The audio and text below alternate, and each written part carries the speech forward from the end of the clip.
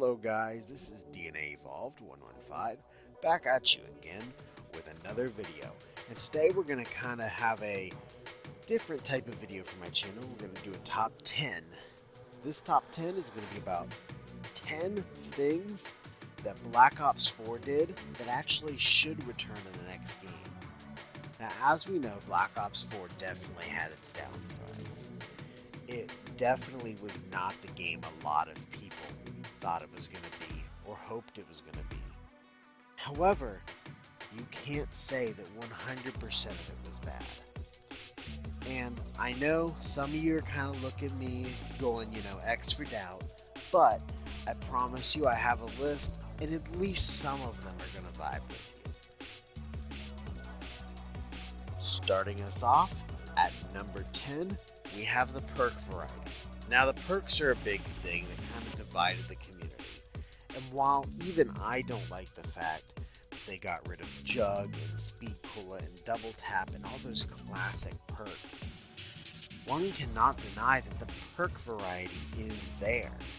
I mean, there was already a massive number of perks on launch, let alone the fact that they added some throughout the season. I think that that would be a great way to keep the games that are coming up stay fresh. Adding some perk variety before or during, and then throughout the season adding a few more that you can play not just on one map but on others, it's kind of an interesting concept. However, I didn't exactly mind, and I definitely prefer the old way of just having a perk be in a certain map. But in Black Ops 3, we only had Widow's Wine added. Black Ops 4 did more adding than that, and I kind of liked that. However, I didn't like what they had to get rid of to achieve that. So it'd be kind of nice to see if they have a happy medium. Next at number 9, we have the Mutations mode. Now the Mutation mode was something that they hugely bragged about at the release event for Black Ops 4. And let me tell you, so many people were excited for this, and I don't blame them. However, mutations kind of came with a heavy price as well. Whenever you used a mutation, you received 0 XP. None of your rewards could go towards, your camo challenges or anything like that. So it kind of ruined the point of playing, because a lot of people were playing just for the XP. So it kind of defeated the point. However, Mutations mode definitely has a kind of great opportunity in the next game. If they were to change mutations so that way, whether you made the game harder, you made the game easier, it stayed like for example, if you made the game harder, you'd earn more XP. And if you chose an option that made the game less hard, you'd earn less XP. It would be great if they added a way to where you would still get XP, it would just be at a reduced or a higher rate. Next at number 8, we have the fact that Treyarch was actually rather involved with the community prior to the game, and they did quite a bit towards the end of the game. There was this weird awkward middle section where they were working so hard on trying to get the game to actually function that they really didn't communicate with us that much. But that wasn't a huge issue because they were trying, it made a couple people mad, very mad. They weren't communicating with us, but they never really did before, Black Ops 3 anyway. I do have to say though, I feel like sometimes they listen too much. And that's something they can work on, because even though the community thinks they want it some way, they are the game developer. They are the one making the game. They've made games that we've loved for years. So listening to the community might not always be a good thing, but at the same time, you can't not listen to them at all, considering these are the people you're making the game for. Next off, we have the fact that you can use bots inside the zombies mode. And this wasn't just in mutations. You could literally, in the middle of a public game, or not public game, but if you start up a solo game, you could add bots. it's kind of nice because sometimes you don't want to play by yourself, but you don't necessarily want to play with other people. Now, what I will say is that these bots were not very smart. Their AI was okay, but not super intuitive. You couldn't go around doing Easter eggs with the bots. I mean, you could, but I mean, you would have to do all of the steps and such.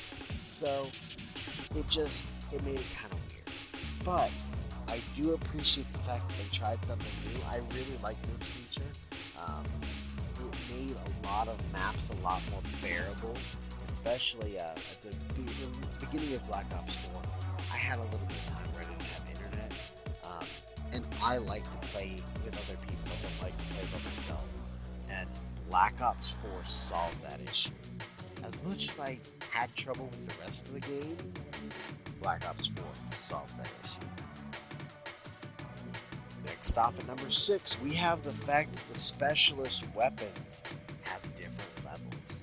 In Black Ops 4, all 4 of the specialist weapons each had 3 levels. The first and second levels were just a power difference, and the third level added a new ability on top of an increasing power. I think that this is great. In Black Ops 3, we only saw one specialist weapon that actually did that, and that was the Shadows of Evil swords. Now, I personally love this idea. I think in Black Ops 4 it was too easy to upgrade, and the fact that they handed it to you was too easy. I feel like Black Ops 3 Shadows of Evil, side of things is a little more towards what should be, done for this kind of a weapon. Maybe you could even make it easier with Shadows of Evil, but I thought Black Ops 4 was way too easy. But I love the fact that upgrading it was something that you could do, and I hope that returns. Next off at number 5, we have the fact that drops don't instantly pop up. They delay for a second. And this is great. I did not record this attempt, but the other day, me and a couple of buddies, we are currently going through and doing all the Black Ops 3 Easter eggs for the free RK5, for the Steam achievements. Because they didn't have it, and I just got a gaming PC. And so Black Ops 3 is a new game for me for the PC. I have completed every Easter egg except for Gorog Krovi on Xbox. We had an attempt. We're on round 2. We just shut it off, and after that, we stopped for the rest of the night and said, "You know what? We'll just do it tomorrow."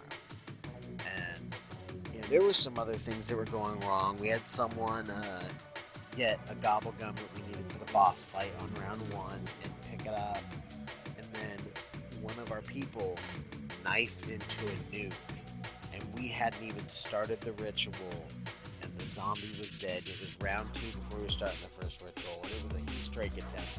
So you want to have Pack Punch open realistically by round 4 at the latest. That just wasn't happening. However, in Black Ops 4, if you knife a zombie, it'll show you that a power-up is going to spawn, but it doesn't spawn instantly, so you can't knife into a nuke. You have to physically pick it up. And I thought that was a really nice addition to the game, and it stopped a lot of accidental nuke pickups and stuff like that.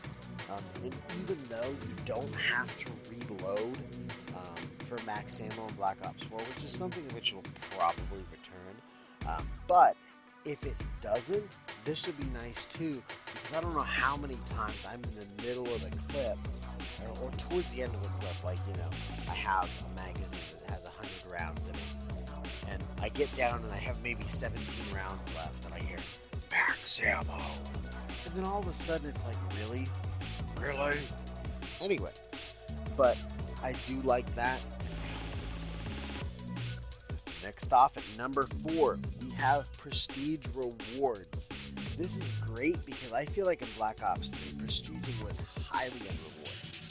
You basically got a different icon for every level, and then you got a couple of call cards. It really wasn't that much.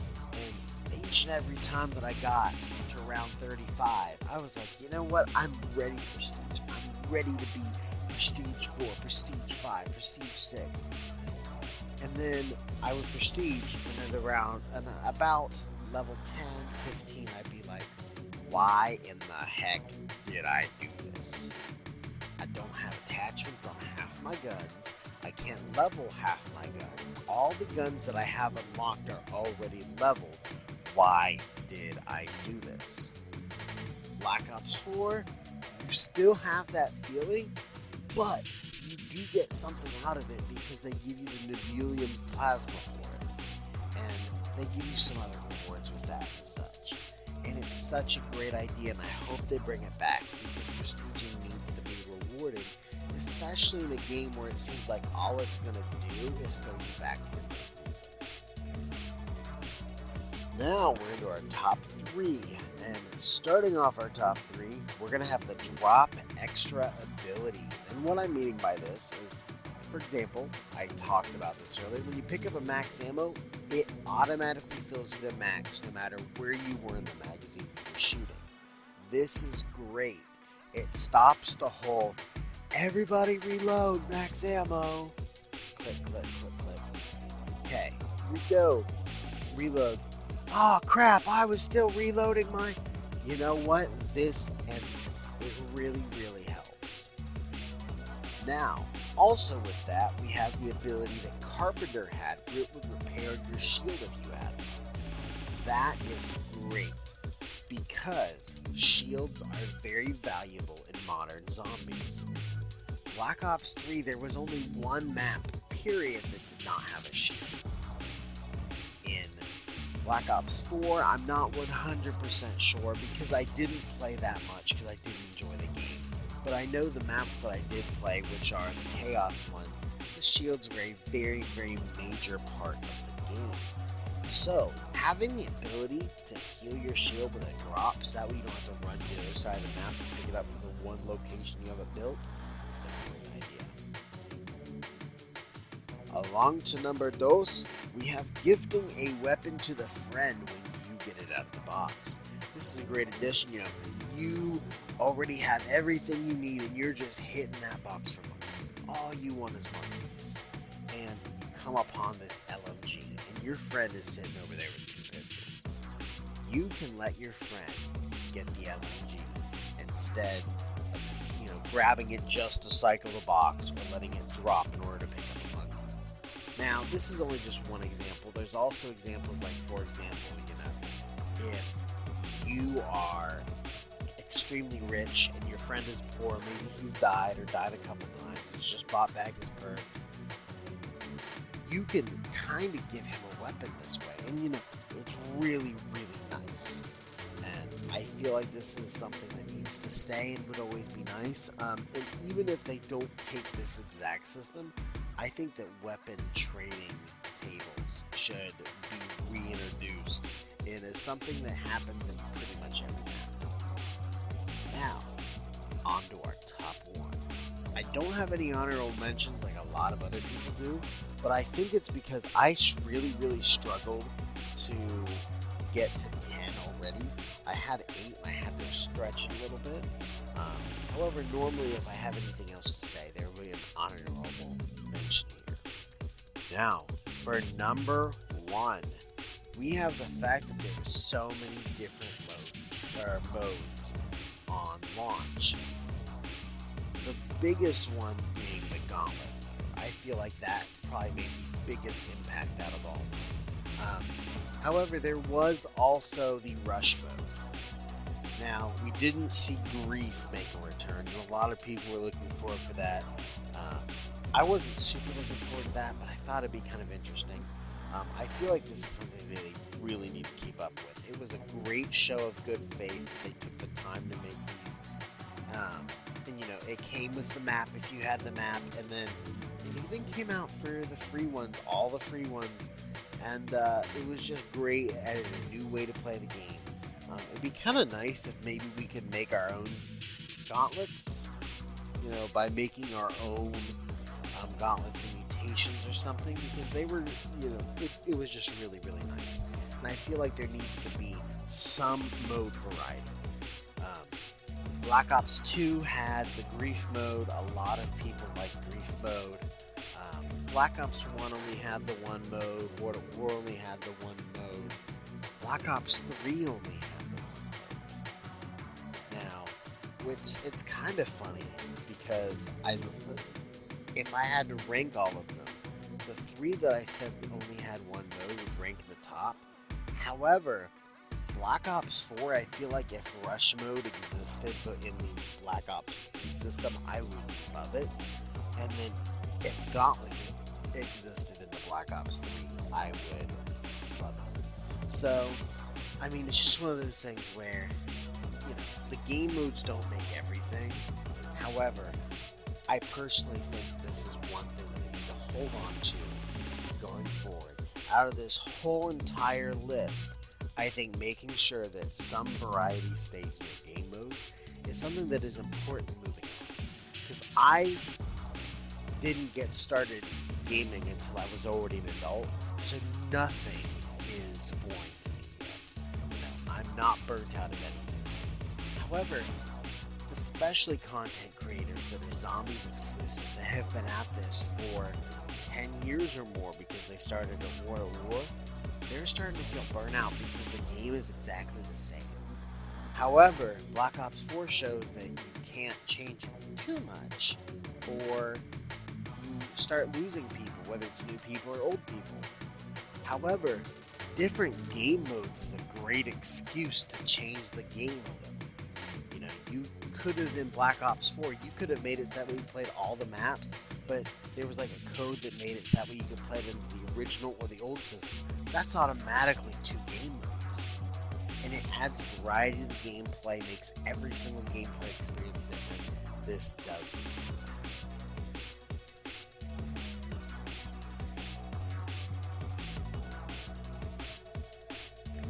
Anyway guys, thank you for watching. I hope you enjoyed, and I will catch you in the next one.